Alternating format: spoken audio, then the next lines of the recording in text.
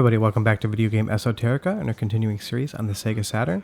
And today we're taking a look at Dynamite Deka, or Die Hard Arcade, one of the most famous arcade games on the Saturn, and one of my favorite arcade beat-em-up games of all time. I actually first found this game in arcades because the Sega Saturn did have an arcade release as well under the STV Titan, and it was identical hardware. The only difference was it used a cartridge, but this game did come home. And it came home with the Die Hard license franchise. Although, honestly, as you keep watching the gameplay, you're going to realize that they just had the Die Hard name attached, and the main character kind of looks like Bruce Willis, John McClane, but most of the rest of the game has nothing to do with Die Hard whatsoever.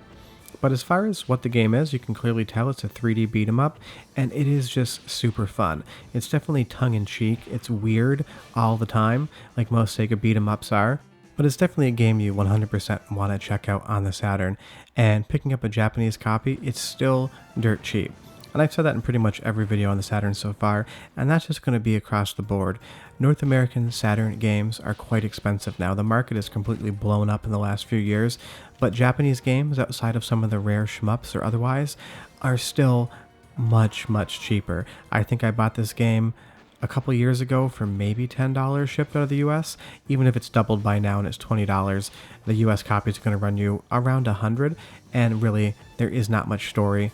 All the dialogue and voiceover is in English with Japanese subtitles, so you're going to get everything you need out of it. But now that we're moving on here, you get these little vignettes, these little interactive cutscenes, like a QuickTime event. And if you push the button at the right time, you knock that guy out and you continue on. If you don't hit the button at the right time, you're going to have to stop and fight him. And they are quite hard. I get them maybe 50% of the time during my playthroughs. But now you can see we're onto another area, and we have an enemy who has a missile battery. And I do not remember that from the original Die Hard. You know, there was not a lot of people with Hans Gruber running around with these gigantic explosives. It was mostly just handguns. And it's kind of just a joke on my part. This is nothing like the movie. It's interesting that they got the license. I mean, it does exist in a tower, and maybe it is Nakatomi Tower, but as far as what's going on inside of the tower, it is very, very different than the movie. And it's interesting that Sega decided to license the game, but then make it so unlike the actual movie itself. I don't think that's a bad thing. I think all the weirdness of this game just goes to give it more charm and flavor, but it is interesting they'd spend the money to license a game and then make something that didn't really feel like the movie itself. But that's just kind of the 90s.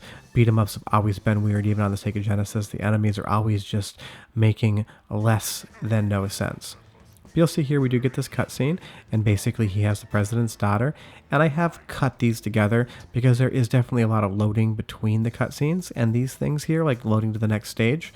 We're going all the way from the top of the tower into the parking garage, and it moves a little slow. And if you are using a FrameMeister, you're going to get some signal dropouts because the Saturn loves changing resolutions on the fly as you're playing. So it can be a little bit difficult, but not so much that you miss anything, and definitely still worth checking out. And I do love all the diversity in the weapons you get here. You're using this gigantic, kind of like aerosol can with a lighter so that you can light your enemies on fire. And you see down below there's a little sprite of that lighter. It's in my inventory. And you do have an inventory that's non-actively managed in the game. And you can pick up handguns, you can pick up machine guns. Pretty much anything in the environment that could be destructible is destructible. And I definitely really enjoy that about the game. And now you're going to see another QuickTime event, and I totally blew it, and that's more common for me than not. The timing is quite delicate, and I've never been very good at it. But now we're onto a stage where we're fighting these firemen. Apparently the firemen are also working for Hans Gruber in this game, and you have that water hitting your character, and it'll take your feet out from underneath you. You can duck or you can try to jump over it, but it's just one more thing you need to worry about as you're playing. What I'm going to do is let you listen to a little bit of the soundtrack. It's quite great, and some more gameplay. Enjoy that, and I will be back shortly to talk more about Die Hard Arcade, but just to get a little feel for what's going on here, and I'll be back in just a second.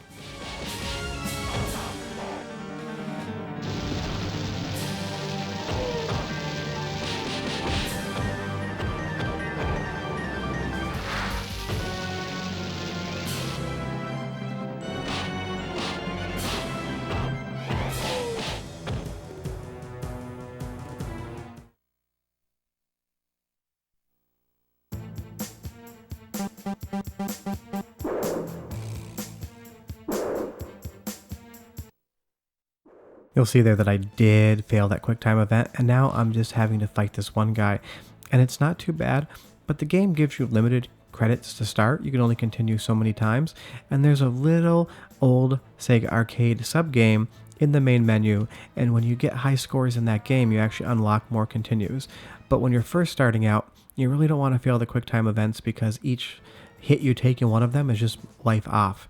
And now I kind of feel bad actually hitting this guy peeing because he's not done yet, but we're in a bathroom, and there's this gigantic anti-tank rifle. Definitely also not in the original Die Hard movie. It would have been great if it was. It would have been a lot different movie had John McClane had an anti-tank rifle. But I just love the fact that this game is constantly throwing new and different mechanics at you. You have, your combat, punches and kicks, jumps, grapples, things like that. But pretty much each enemy has a different weapon that you can beat out of their hands and pick up. And there's going to be different things in the environment like grandfather clocks and all sorts of really strange things. And that's what's so much fun about it. And now you have this guy bursting out of the bathroom here, and you can see another guy on his way. And now we have what I think is a really skinny sumo wrestler coming out to fight you as well. So it's definitely called Die Hard Arcade, but there really isn't much Die Hard-like about it. There is a sequel to this game as well, Dynamite Deka 2, and it doesn't carry forward the Die Hard franchise, and obviously it has nothing to do with the Die Hard movies, but the franchise does continue, and that game is as weird, if not weirder than this one, and just as good. And again, failed another quick time event. You have, I think, like maybe 6 frames to be able to do it correctly. I've never counted, but it is quite tight. I've been playing this game for a long time since it came out in arcades, and I don't play it every year, but I've gotten used to it enough to think I'm good at it, but I definitely still miss those more often than not, which is, a little bit disappointing, but it's kind of just the way it is. And now we're fighting these 2 women here, one who's wearing a white, looks like a safari hat and bikini. Again, keep making the joke. Definitely nothing that was in the original Die Hard movie, but as far as Sega beat-em-ups are concerned, there's always women wearing strange things that you have to fight. It's just kind of like part and parcel of how Sega likes developing games, and I do appreciate it. It's just kind of really strange to me, but it's kind of like tongue-in-cheek laughing. And now we're going to go into a boss fight with these 2 kind of crab spider-looking robots that are going to shoot lasers out of their eyes at you. And again, it doesn't make any sense contextually, but it is a lot of fun. I'm actually going to let you watch this battle and enjoy the music as it is quite fun. I'll come back in just a second and we'll close out Die Hard Arcade, but enjoy the double spider robot fight.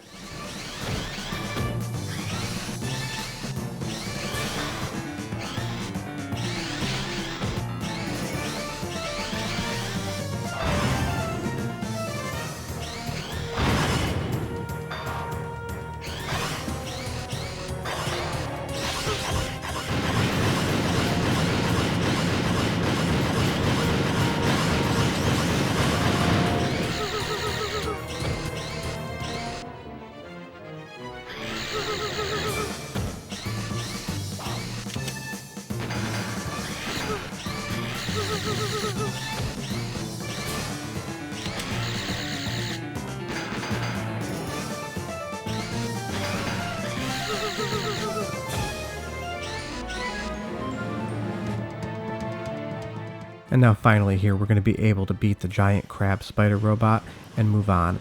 And it gets a little more difficult here. Those lasers can definitely juggle and stun lock you. It's not too bad, but it's definitely, the difficulty ramps up quite quickly. But considering it's an arcade game in Source, that's kind of always what happens. But as far as should you play Die Hard Arcade, 100% pick it up. It's awesome, it's colorful, it's weird, it's quirky. It kind of has something to do with one of my favorite movies, Die Hard, but it is just strange and unique, and definitely something that the Saturn was really good at, which was odd games that didn't feel like everything else. But that is Die Hard Arcade. 100% recommend it. One of my favorite games on the Saturn. We really appreciate you guys watching. If you could do us a huge favor, go down below and hit like and subscribe. It takes us a lot of time and energy to make each one of these videos, and we really appreciate your support. We'll be back next Tuesday, another Saturn game, and we'll have videos on Friday and Sunday as well. But we hope you enjoy the rest of your week, and we'll see you next time for some more Saturn games. Bye-bye.